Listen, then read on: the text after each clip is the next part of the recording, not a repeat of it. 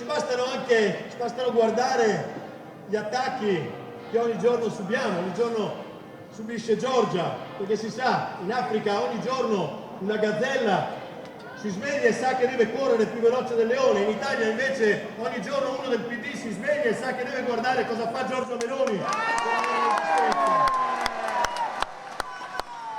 La prima stoccata, presentando la leader sul palco di Mestre, arriva dal coordinatore regionale Luca De Carlo. D'altro canto, 2 settimane dal voto, è lo scontro tra Partito Democratico e Fratelli d'Italia a dettare l'agenda e il ritmo di questa campagna 2022. Si serrano quindi le file dei rispettivi elettorati. Autonomia, presidenzialismo, rapporti con la Lega, ma per Giorgia Meloni a Mestre la priorità sembra quella delle bollette, per cui serve un nuovo approccio europeo, ma soprattutto un nuovo atteggiamento da parte dell'Italia.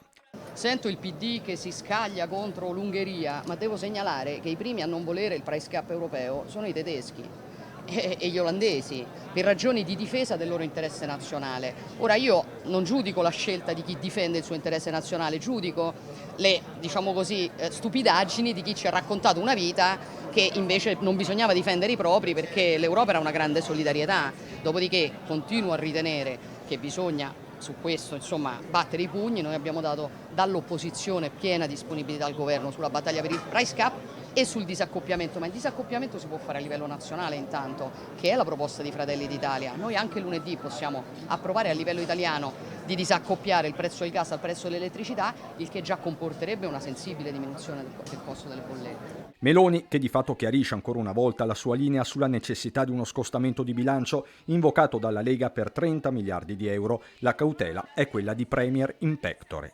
Sullo scostamento di bilancio penso che sia una, estrema ratio.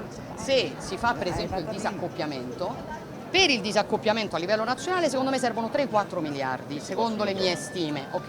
3-4 miliardi penso si possano trovare, perché? Perché se noi oggi non facciamo il disaccoppiamento, non facciamo il tetto del gas, mettiamo 30 miliardi che stiamo regalando alla speculazione per coprire le bollette e fra un mese ce ne servono altri 30 e io francamente a dare i soldi alla speculazione ci penso, ok?